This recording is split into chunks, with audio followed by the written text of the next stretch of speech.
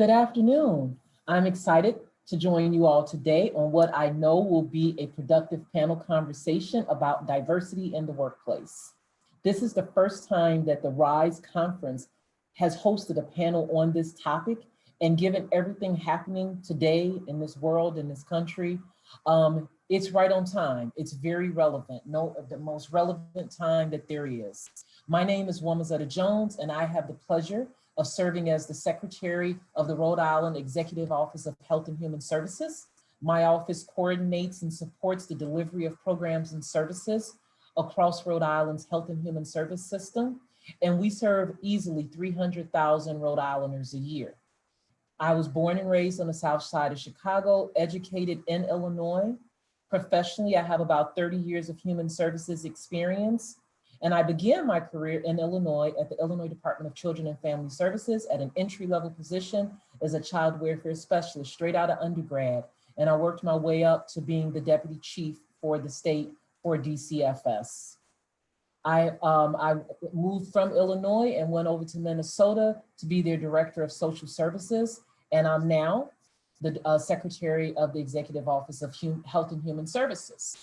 As the first and only person of color to serve as the Social Services Department Director in Minnesota, as well as the first and only Black person to be nominated for and confirmed by the Senate to be the Secretary of the Executive Office of Health and Human Services, I definitely understand and know very much so personally and professionally the topic that we're going to be talking about today during this panel discussion.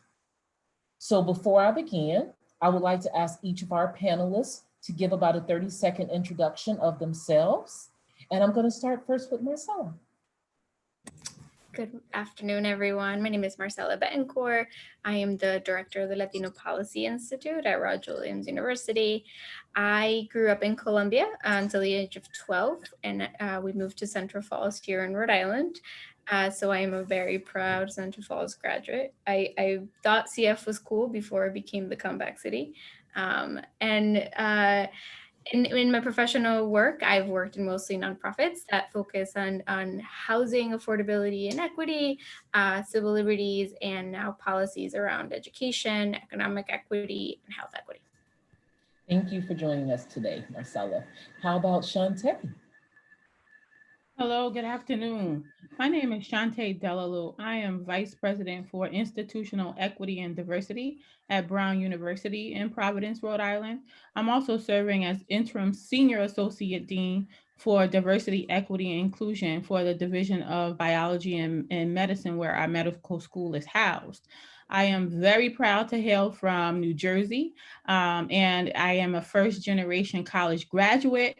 My education and my professional career have taken me from New Jersey to Maine, Alaska, and here in Rhode Island, from the biggest state to the smallest state. Always thinking about what makes us unique and similar in our backgrounds. I've worked in advising, admissions, and my career spans over 2 decades in higher education with a small stint in secondary ed as well. A pleasure to be here. Thank you, Shantae. Aisha? Good afternoon, everyone. I'm Aisha Loesch. I'm the Vice President of Talent Engagement and Inclusion at Publicis Group US. In my role, I'm responsible for our diversity and inclusion professional development, our sponsorships and conferences, as well as organizing and facilitating our business resource groups. I'm also an elected official in my town, and I am also a mother. My pronouns are she, her, and it's been a pleasure being on this panel with you all. I'm looking forward to diving into diversity and inclusion as we continue the talk today. Thank you, Aisha. Laura? Good afternoon, everybody. My name is Laura Schmiskis. My pronouns are she, her, and hers. I identify as a white Jewish woman.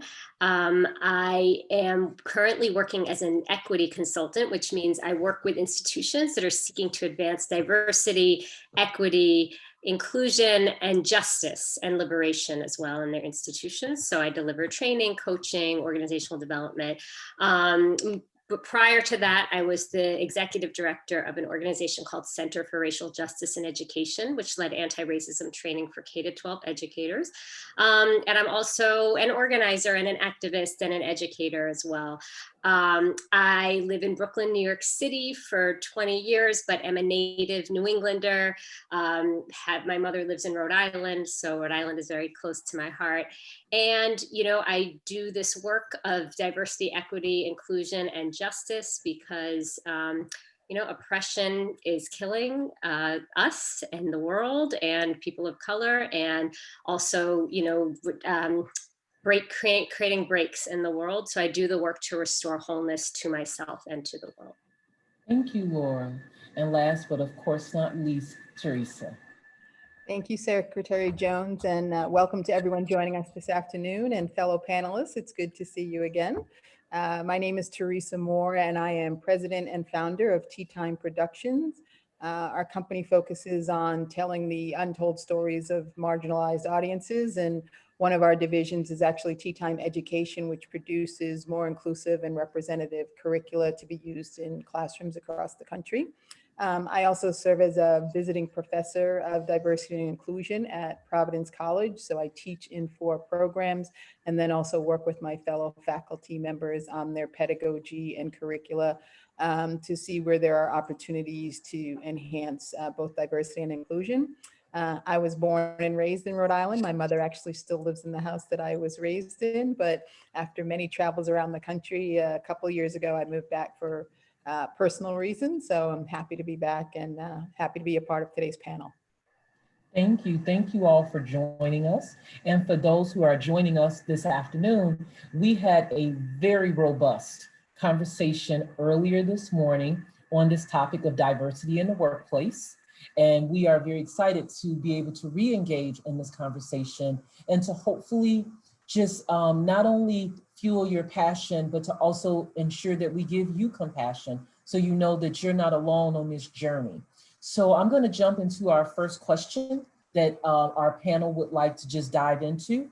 And the first one is, it's very popular right now for businesses to say that they are focused on recruiting talent of color. But we know that it's not only important to recruit people of color, but to also provide training, mentorship, support, and promotional opportunities, not to fail to mention retention, to retain our staff of color. And diversity, of course, goes beyond race.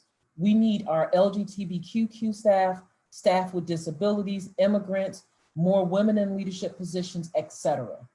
So what I would like to ask our panel is, how do you recommend workplaces take a more holistic approach to building, supporting, and keeping a truly diverse, well-qualified team? And I'm going to pass that question over to Aisha and Laura. Thank you, Secretary Jones. Yeah, it's such a great question. And what we all have to think about when we're looking at DE&I and thinking about our diverse talents, it's the ecosystem and the structures in which we bring them in and how they stay. So it starts with your recruiting practices. It looks at how you're training your managers. So you've brought in this diverse talent. Your managers know how to manage and inclusively and ensure that they're being heard. It's about ensuring that you have sponsorship opportunities as well as mentorship opportunities. Mentorship is fantastic, but sponsorship is really what takes you from one room to the next. People are willing to speak your name, use their privilege and credit to be able to move you through the organization. So that's another program in which I think is very successful for corporations and institutions to think about as they're looking through their talent and their diverse talent, of how we get folks from the junior levels to the C-suite, which we all know tends to be less diverse than the organization's first 50% that come through.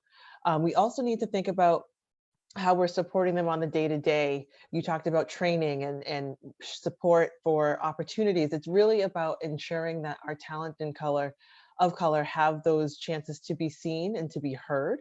And if we don't have the full ecosystem built, your recruitment team could be fantastic, But if your managing does not work, it won't work. And then same thing with your mentorship program and those things together. So they all work in a cohesive ecosystem.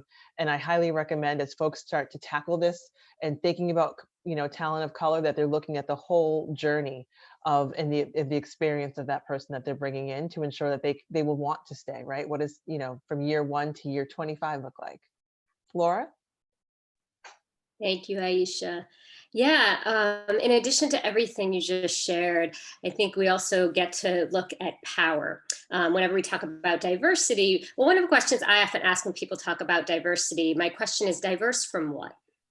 And so, typically there is a dominant culture in institutions. And when we look at power, the question is, how diverse is your power structure, is your C-suite? So if your leadership team, if your C-suite is mostly white or white men, then those who are in power also set the culture of an organization. And often when we have power or privilege, it's something that's invisible to us. So it can be hard to see that there are going to be certain people that may be excluded from that dominant culture. So the two questions for me is, how are you ensuring that the people, that you have diversity in your higher levels of your organization, but also what power is willing to be shared in an institution, right? So you can be hiring all of these people of color or women or LGBTQ folks,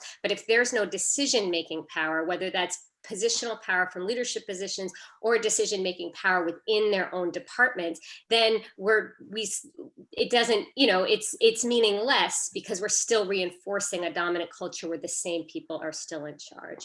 And then the other piece that I would say is that, unconscious bias is also, prevalent in all of us, but particularly in a dominant culture, we really get to look at where might our unconscious bias be rooted in sometimes the systems of oppression that we're actually trying to combat. And so if we're talking about creating an inclusive environment, we also have to look at where are we willing to both notice, and then interrupt our own unconscious bias and see how that may be at play in our institutional culture. Thank you, Laura. Shantae, may I ask you this question that you can perhaps enlighten us all on? When Laura references, for example, positional power, even if you have people in those positions of power that are people of color, what role, if any, does microaggressions play there, however? Yes, thank you for that question. I think there's two things that come into play. If you look statistically at, for instance, the number of CEOs from from BIPOC populations, Black, Indigenous, people of color, it's really small. And so you can assume that there's some level of isolation in those roles, first and foremost. So the isolation coupled with microaggressions, which is daily insults, as Aisha mentioned earlier this morning, 1,000 paper cuts, right? These are the daily ways in which people will either try to belittle you or call out your difference. That can play into a leadership kind of situation, in that imposter syndrome sets in. You're not good enough. You shouldn't be there. How did you even get this role? You were an affirmative action hire. I mean, the list goes on and on. And so I think all of these things are connected. And one of the things that is important is setting up your own circle of support. So even if in your organization, you don't have a number of people who look like you, who are at the leadership level that you are, find those people in other places. Cross industries, cross whatever things that you have to do to make sure that you have the kind of support to be affirmed and reminded that you belong exactly where you are. Your position and your positionality is not a coincidence. Somebody actually fought and died for you to be in that place. If we look at some of the institutions that we're a part of that were created for people who don't look like us, who don't talk like the husband, whatever, fill in the blank, then it's clear that we have to make the space. And by making the space, it's not just physical is crosses that bounds of talking to people who may have similar experiences and being coming to events like this. I think this is what R.I.S.E is really trying to promote, that across various industries, women have a leadership role, have a voice, and it's important for us to come together. Thank you very much.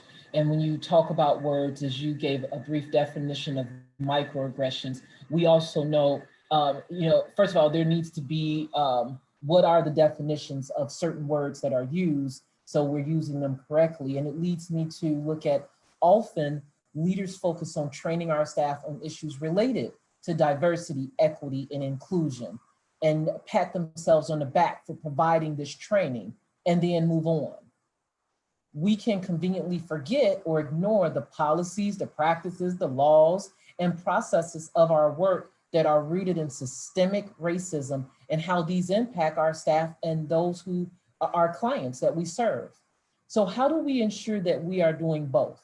Addressing our individual staff workforce and often personal development needs, that common language, for example, while also doing the real difficult work of dismantling these systems of oppression, these systems of racism. Shantae, could you expound just on what you were already sharing as it relates to this piece, you and Teresa?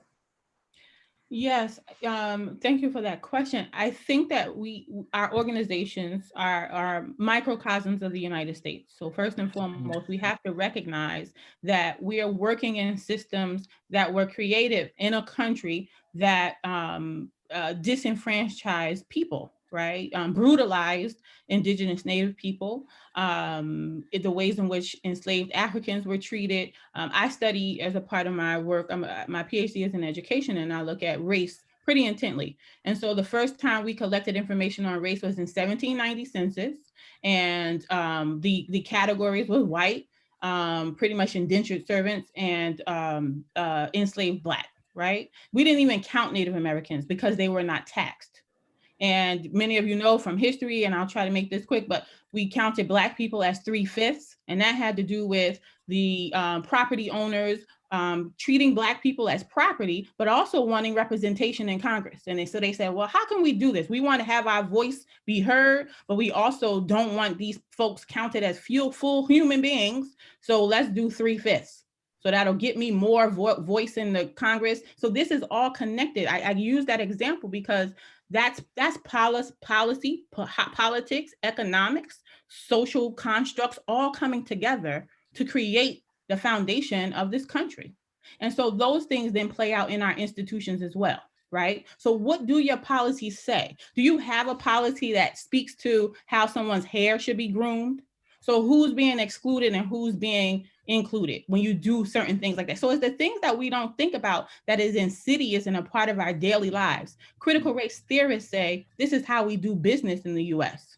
So if this is how we do business, it means it behooves us to take a pause with intentionality and really comb through all of our policies to determine who is being excluded by the ways in which we've set up our policies. So it's not enough to be diverse. It's not enough to say, you know what, we want to bring in more Black people. We want to bring in more Latinx people. That's great. You should continue to do that. You also need to think about inclusion, equity, power, privilege, and oppression. All of those things. Define them. What is your organizational value structure? What do you care about?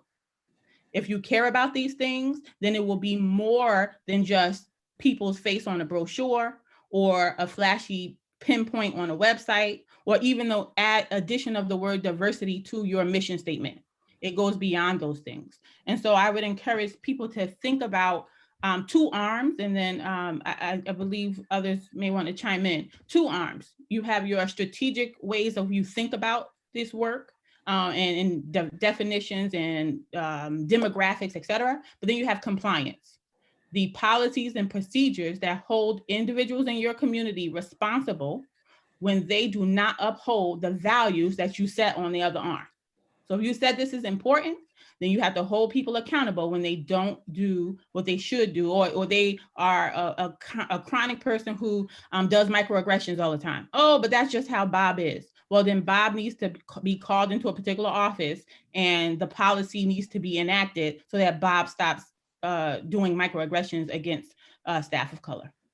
Yes. And Teresa? Yeah, and I think that we've all heard kind of the adage that it's a marathon, not a sprint, right? And so this idea that we'll have one workshop or one reading or one program and everything will be fine is kind of this false narrative. And so we really need to think about how do we continue to have constant pressure against this and constant learning around this so that it's not just we have an event once every 6 months or once every quarter and think everyone is now going to, the light's going to shine down and everyone's going to be like, oh, what was I thinking type of thing, right? So I think on one hand, it's that constant pressure as opposed to just think there'll be this panacea of one workshop.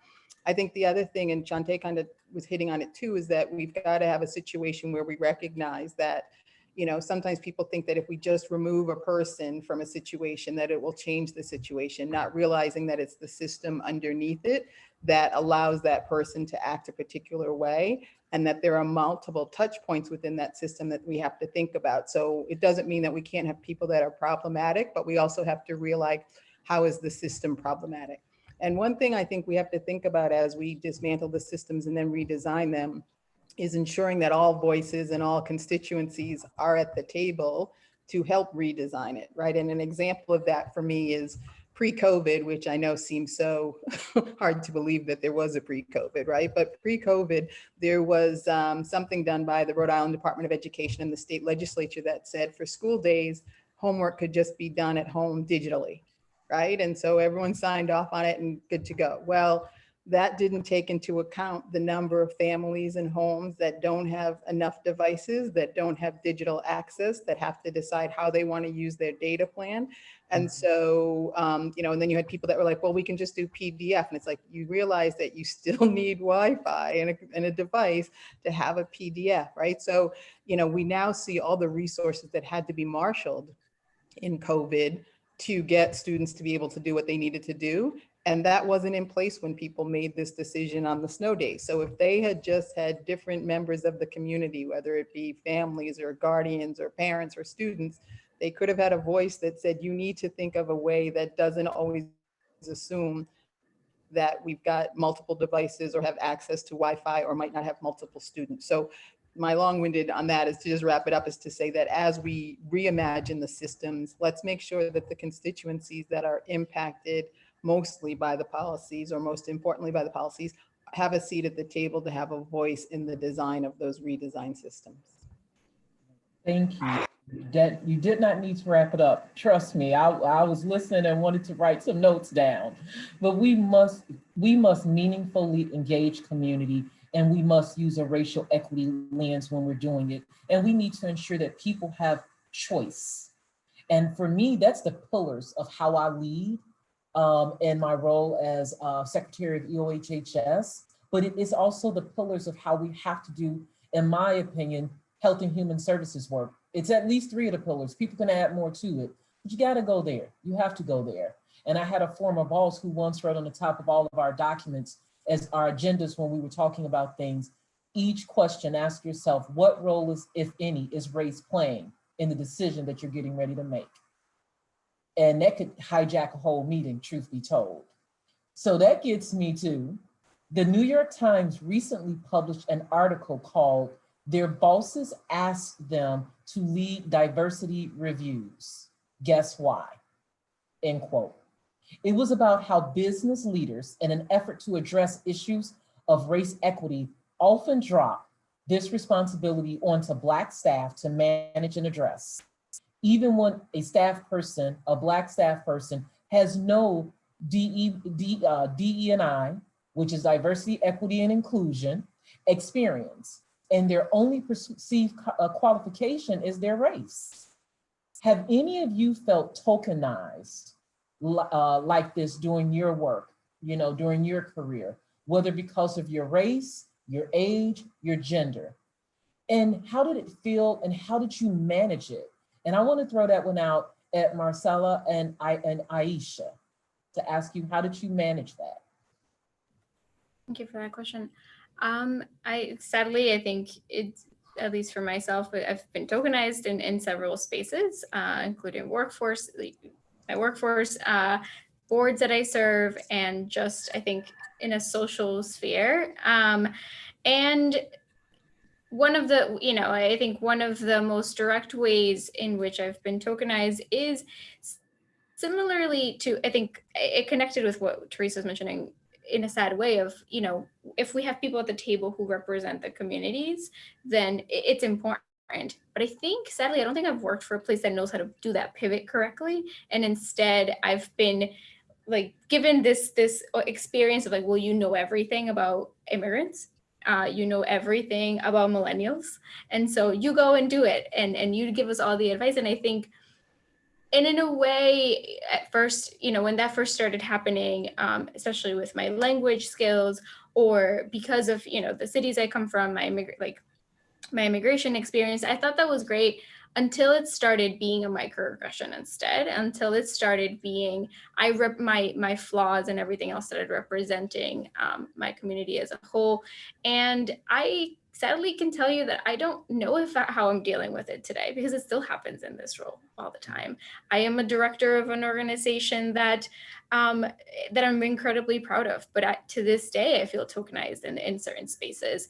I am sometimes, this is an amazing panel of amazing women from incredible different backgrounds and experiences. This never happens. There's most of the time where today I'm still one of the only Latinas, or I'm one of the only young people, I'm only one of immigrants in it. And when the panel or whatever it is supposed to speak to the experiences. So I'm still learning, and that, how to deal with it. And this conversation has helped a lot, because it's something that continues to happen. And instead it should be pivoted to what Teresa was mentioning, and instead empowering people to make decisions for the community. Thank you. Yes, absolutely. I agree with you, Marcella. And, going back to the article, corporations and organizations need to be very mindful about tasking their people of color with this ask.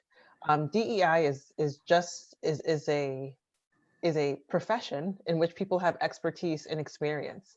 Just like you wouldn't give someone who has a bank account, and Shantae, you did this earlier with like examples and how, you wouldn't do something, like you wouldn't give someone who just has a checking account the keys to the $100 million budget because they know how to move money around, right? You have to have some expertise in financials and understand that. And that goes for DE&I as well.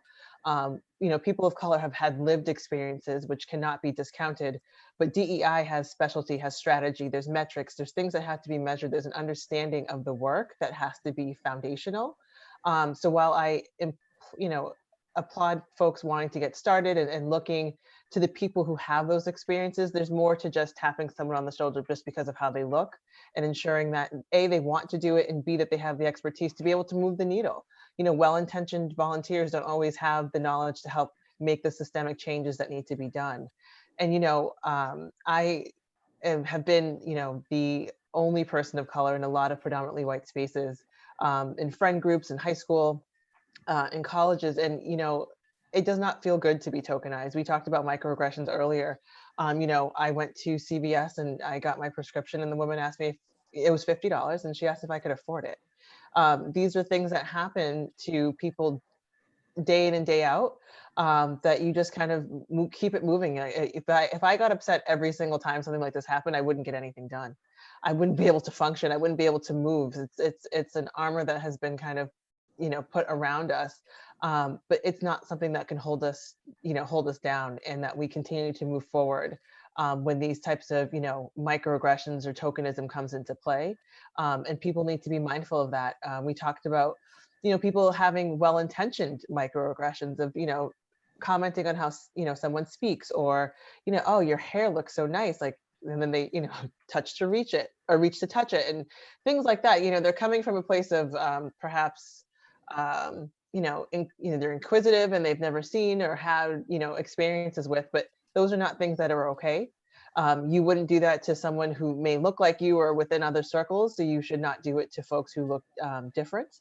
And these are just things that, as we continue to go on our journeys, there's things that I've internalized about Black people that I've had to unlearn, right? The societal pressures that I've seen and what I think should be normal, or what I've seen to be shown to me as normal has changed. And I think all of us are going on this journey of ensuring that we understand what the DEI work is, what it means to us, how we go through our own personal journeys, is super important. So that's how I manage it, is just really doing better learning and understanding and reflection, but also encouraging, the institutions and corporations that I support to do the same in more structural ways to ensure that we're not having these problems in the workplace. Definitely, thank you. And this particular question is one that I know each of us on this call could talk more in depth in terms of being tokenized and its impact, its long-lasting impact.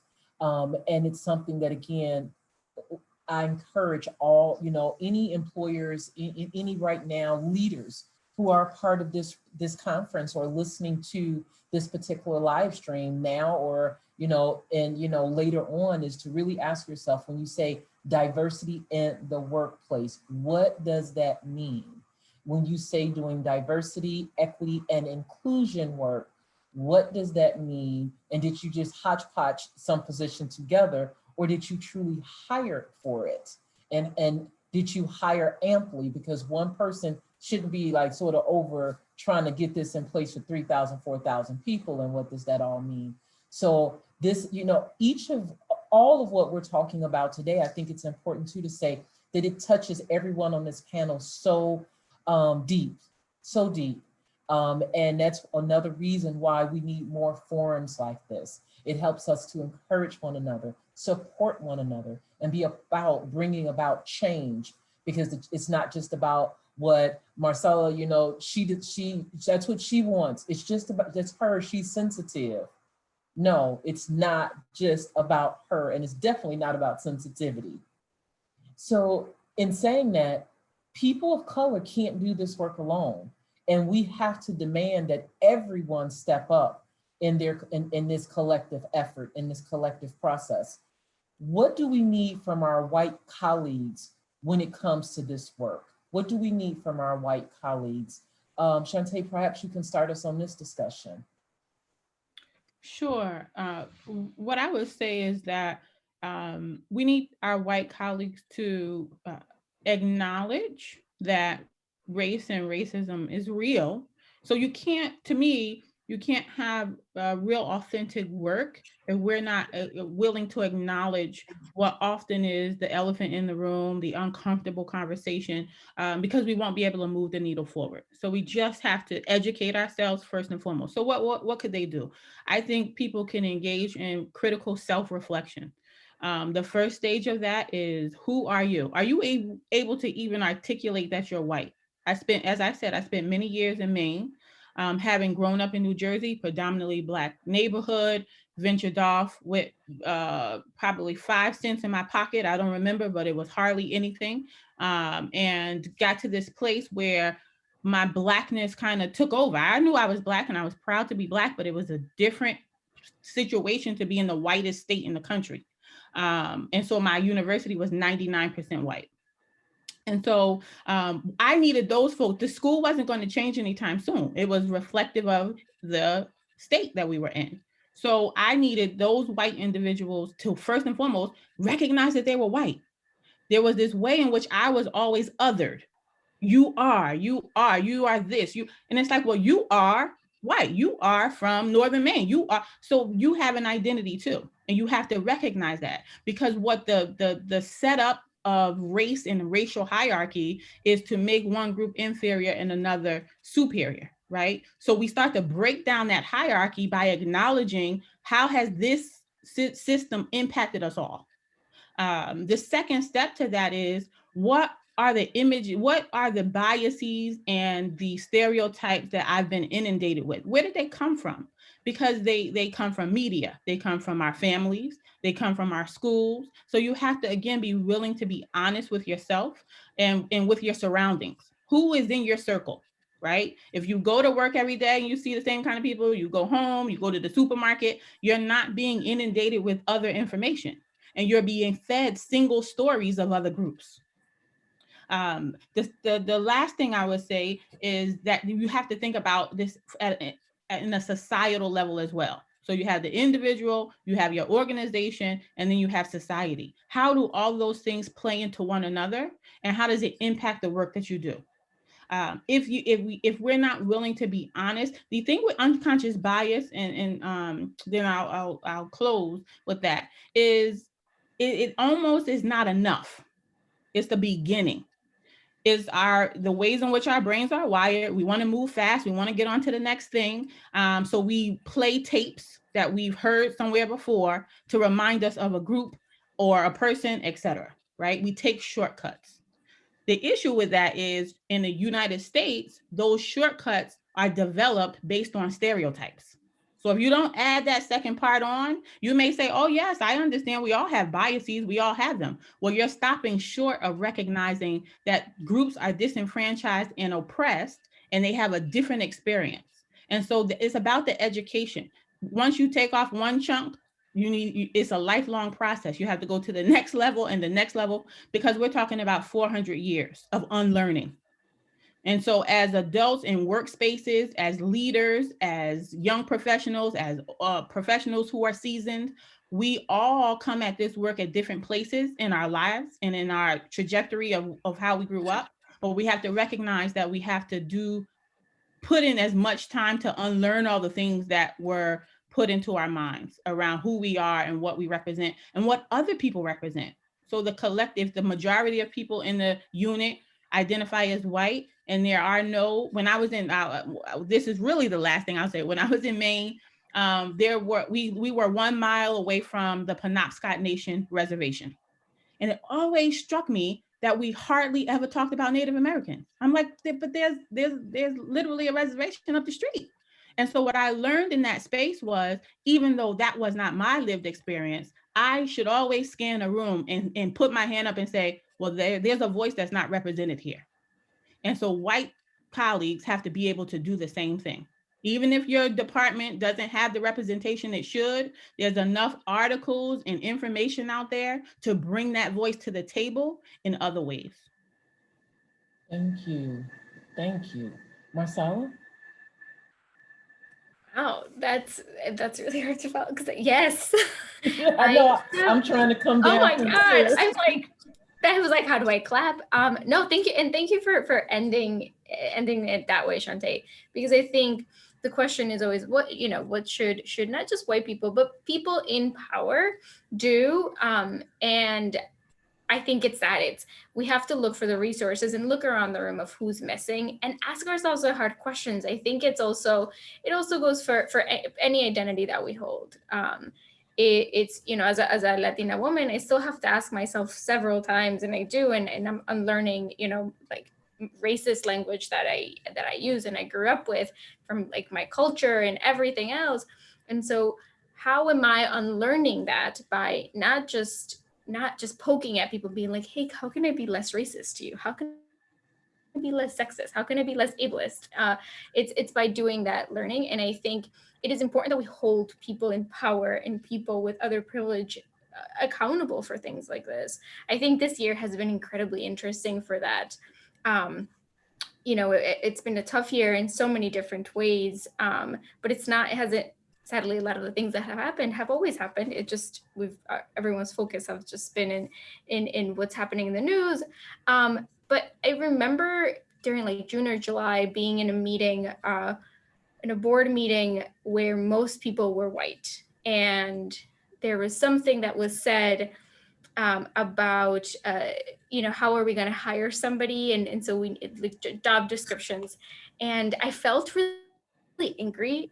But again, so I'm a young professional. I am, I'm a person of color, and I was like, I can't say something. And then I got really angry enough and said, this isn't okay. This is like the fact that, we're promoting racism by putting this in a job description, in a description for things that don't matter. Like if you want people to work, then bring people who have the qualities. And I remember being so angry, but also being so embarrassed that I spoke up.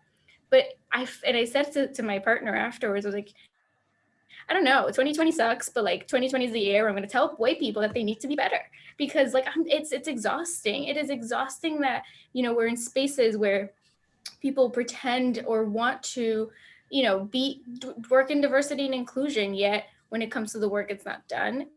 And so, it was a really difficult thing to talk about, but it's that I think, Ashante mentioned it's holding people accountable. And then in the small spaces where we become, we have those positions of power, say something when it doesn't harm us as well, because I think that's also a really hard and interesting space. Thank you.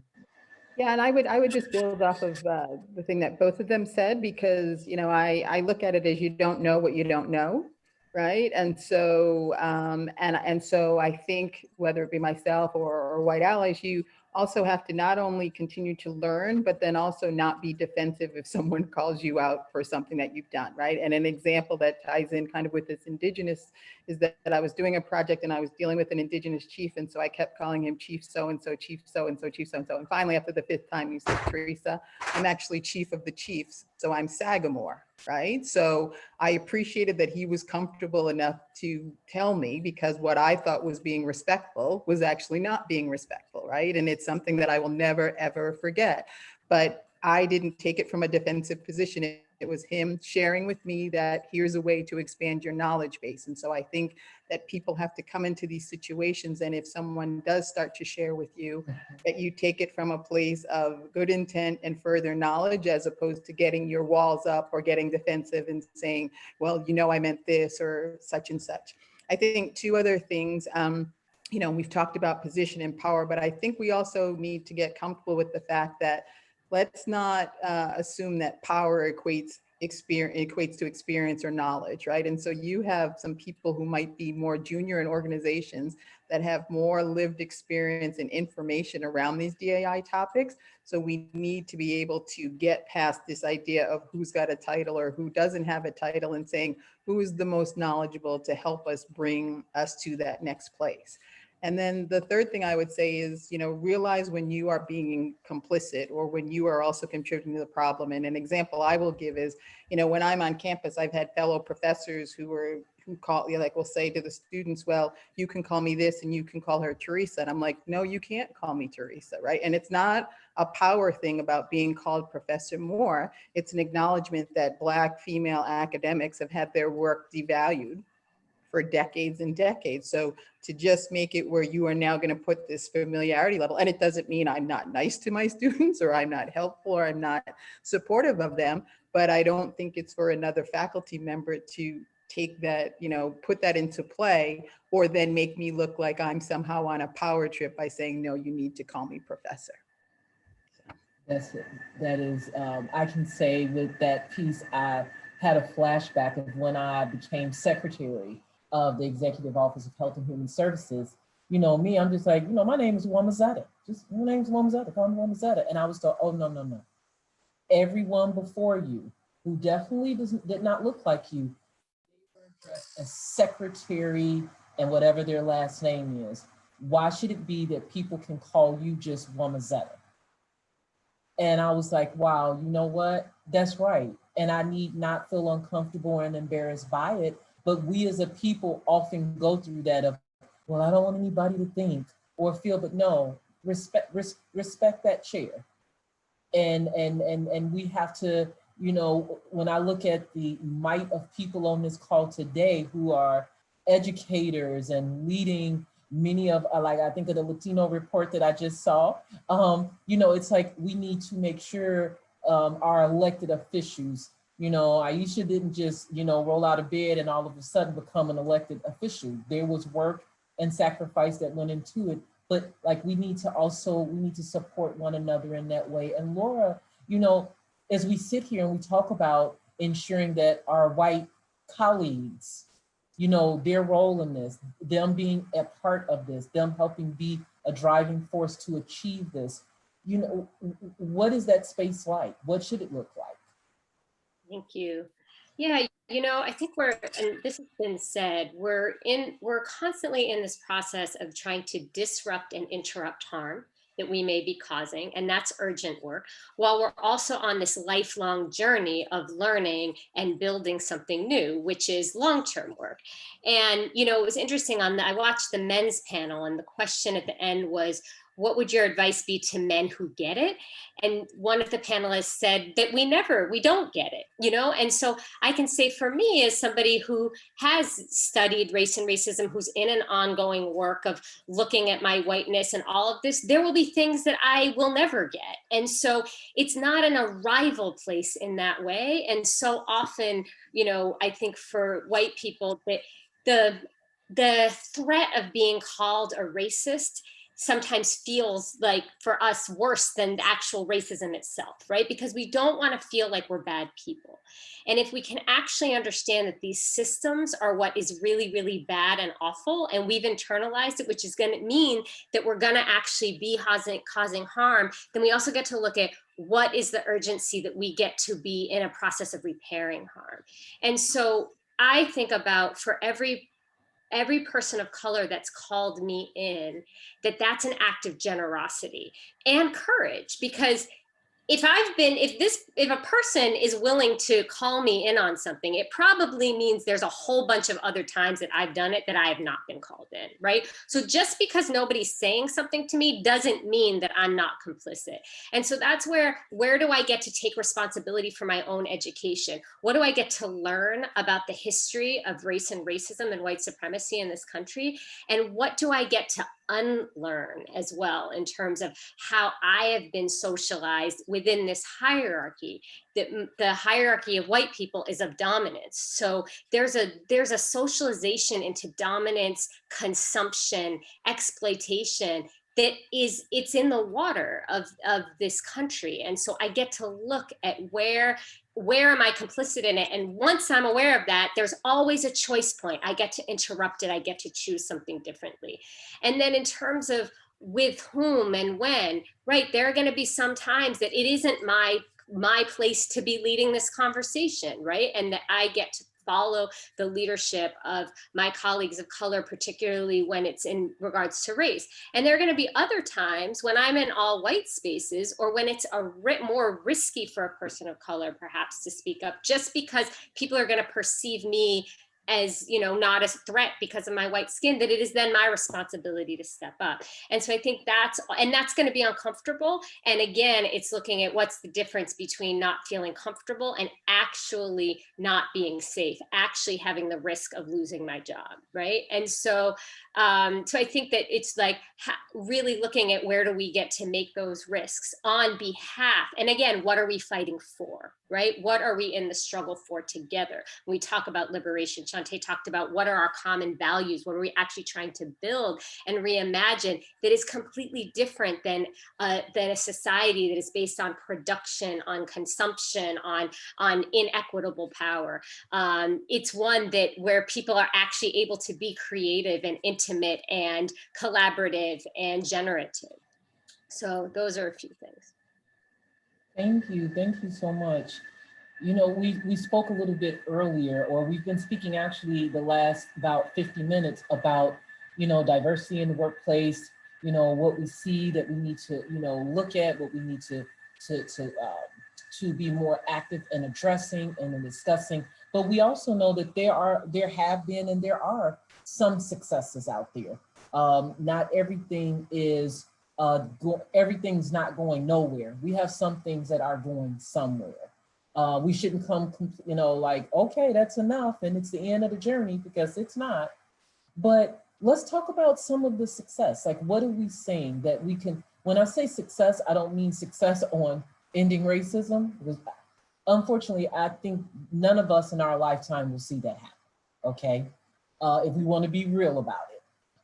But what does some small steps of success that we've seen, what does it look like? What have you all seen?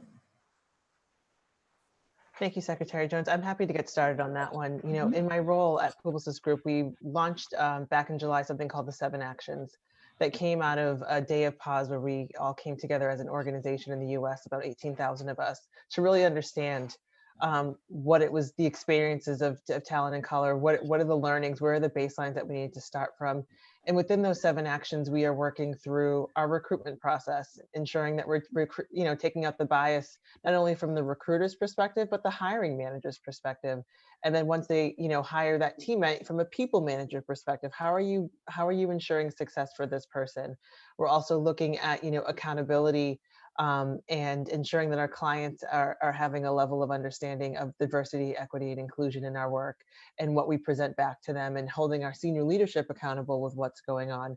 We're also looking at, this upcoming weekend, we'll have our multicultural talent pipeline where we reach out to college students anywhere between sophomore and senior year to give them exposure to marketing and advertising. So many times, people of color tend to go into roles or know about roles that just have been done in their families, and being, first generation in many places, they don't have the exposure to what's going on, and these places are looking for talent. So how do we ensure that they have the understanding that these roles are for them, especially in marketing and advertising? That's what forms what we see. Those are the commercials. Those are the cultural touch points, those 30-second spots during the Super Bowl. These are the things that are super important to ensure that inclusion is part of.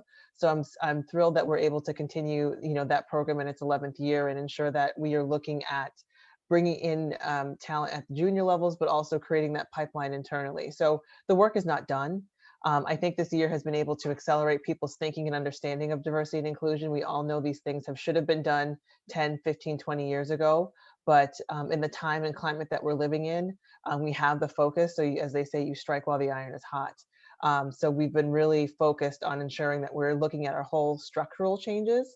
And I know other organizations, JP Morgan, for instance, tied their executive bonuses to the D&I metrics and success in. And I think that's a trend that should continue to go forward in various organizations and institutions, because what gets measured gets done. And when people are held accountable for these things, you'll really start to see the change. We talked about Teresa earlier, getting sent to that diversity, speaker, or someone sitting through a 45-minute unconscious bias webinar. That's not going to do it, right? There needs to be things happening on a daily, quarterly, yearly basis that is being measured and accounted for. And I think as organizations start to build those programs, we'll start to see some changes. So I'm hopeful, but as you said, Secretary Jones, we're not done. And we also have to remember, we cannot put all of this on the shoulders of our young kids. As my kids have told me, and I'm not going to date myself by saying their ages, but what they've said is, look, you all need to make up for some of the stuff you all haven't been aggressive enough with. And my son in particular, he's 18, he was like, you need to step it up a little bit more. Step it up. We can't just put it all on them and say, oh, Marcella and her generation, they got this. We need to really step up, and we need to be courageous and continue. We need to continue. Yeah, but I would also say, Secretary Jones, Secretary Jones, that I do think that the energy that we're seeing from young people like Marcella and even younger is really very inspiring. And particularly as we've been watching some of the things around the vote, right? And watching students and young adults actually get themselves more knowledgeable about voting, right? And recognizing that the Attorney General probably of your state probably has more impact on your day-to-day life than the President of the United States. So you have to be looking at who's running for Attorney General, who's running for sheriff, who's on your town council, who's on your school committee. And so having young people start to recognize that the down ballot positions are often more impactful on your daily lives. And how do you step into that process and get out the people that are not, get vote out of office, the people that are not adhering to these values around equity and anti-racism, I think has been inspiring to watch as well. Definitely. If I can just say really quickly to that, I think I appreciate that, but I think as a young person, there's so many young people now that I don't even feel like anymore. But one of the things that I would appreciate, not just from everyone in this panel, but everyone else watching, is young people also need, and we seek, and we really want mentors. And so I think, and that's something that is not thought about enough. And we mentioned it earlier, like, I think it was Shantae that was saying, like, look across, even cross sectors. I have found in executive directors of color amazing support systems, and I wish I had more more women, more people that, you know, have similar experiences to really help. And so I think that's one of the biggest priorities that we need to focus on. Yeah, and I was going to add, this has just been awesome. And let me be quick. What I love when Aisha said, what gets measured gets done. Encourage your institution or organization to have a rubric. So lay out how you're going to do this work. I heard someone else on another panel at one point say, your budget is the language of your values. When you invest in you or your organization, is sending a message about your institutional values. So when they say there's no resources, there are resources, they might be tight, but where are they going? So if this is important, then they'd reallocate those resources to what's important. And so I'll end with an example of how you can think about a rubric is just come up with the levels, right? And so one way my organization is thinking in the work that I'm doing is, are you making a declarative effort, just like stating it, right? That's level number one.